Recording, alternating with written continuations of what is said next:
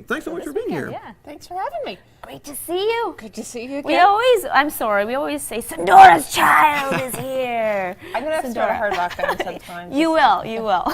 Now, you recently started your own company, so congratulations. Thank you. Yes. Cultivated Art? Yep, specializing in sustainable landscape design. Awesome. And so like Matt was saying, there's snow and ice on the ground right now, for now. But you're saying that doesn't matter. Start for your today's seeds. lesson. It's going to melt eventually. So this is all stuff that you can be doing inside to get things going for when that snow finally does melt and we can actually get out in the garden and do something with it. Very cool. Okay, great. So how soon can you start into the fall or into the spring? It all depends on what you're starting. I actually started some tomato seeds in that last week because you start those usually a little bit earlier than some of the other things because you want to have them growing for about 6 weeks before they actually go into the garden. They're just germinating now, but I brought the tray along because this is the coolest tray ever for people who forget to water their seedlings. Oh, Me. hello.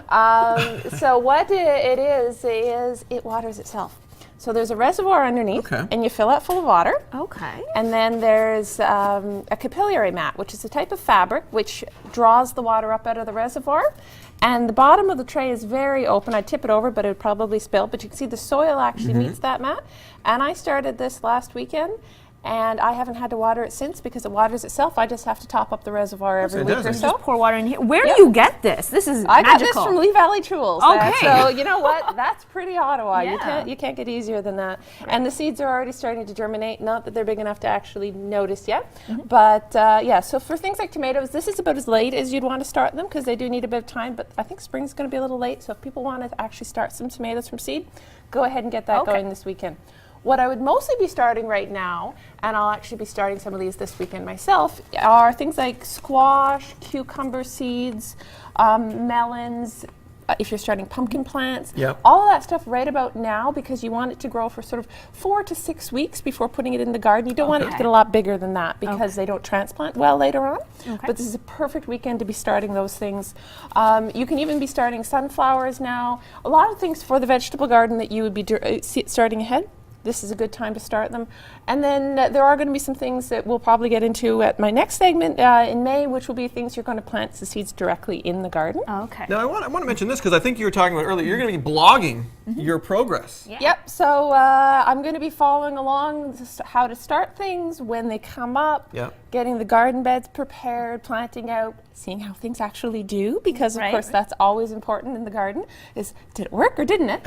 So we'll be following that all along, and so I'm going to have the vegetable garden project starting this weekend and running right through to the fall. Where can the viewers follow the blog? That will be at my website, so it's cultivatedart.com, and there's the blog button right on there. Very cool. Great. First one goes up this weekend. So people can just follow along with you and go through it with you and take all the lessons that you impart onto them into their gardens.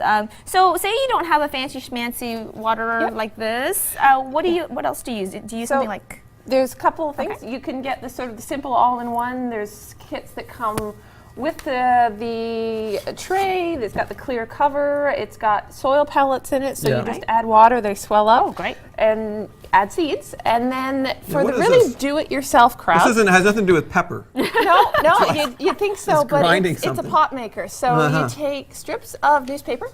Any old newspaper that you've read it and that's in the recycling bin, and you roll them around the pot maker. So you take a strip, you roll it around the pot. There we go. And then you just fold the edges in, squish it in the base, and then pull the pot off, and you have a flower pot. Talk about recycling. And I was going to say, and this is a bakery tray, so you can get the really do-it-yourself crowd involved as well, because you buy this once and you can make pots forever. So there are lots of options, from the complete, put it soil in and ignore it, to people who want to actually recycle everything and carry it all the way through.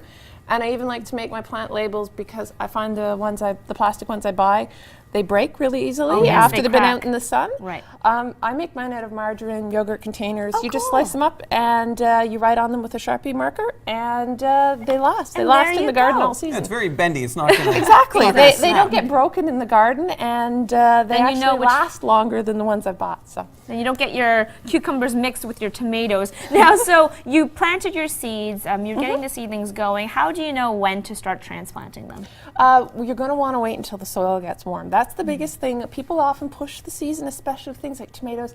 I was in a big hardware box store a week ago and they had tomato plants with tomatoes on them. I'm kind of looking at it going, oh my God, what are you going to do with that? Because it's so early. You don't want to put anything out until the soil has a chance to warm up, because you're going to slow the plants down, and if you put them out too early, they're actually going to not grow as fast as ones you put out on time. So Good tip. usually not till about the 3rd week of May at the absolute earliest. All right. Well, Sandora, thank you so much for joining us today and for teaching us different ways to get those seeds going. And go check out her blog. It is at acultivatedart.com. Just click on the blog button and then it'll take you right there. We've got more coming up on Daytime. We'll be in the kitchen talking about tiffin boxes with the Urban Element after the break.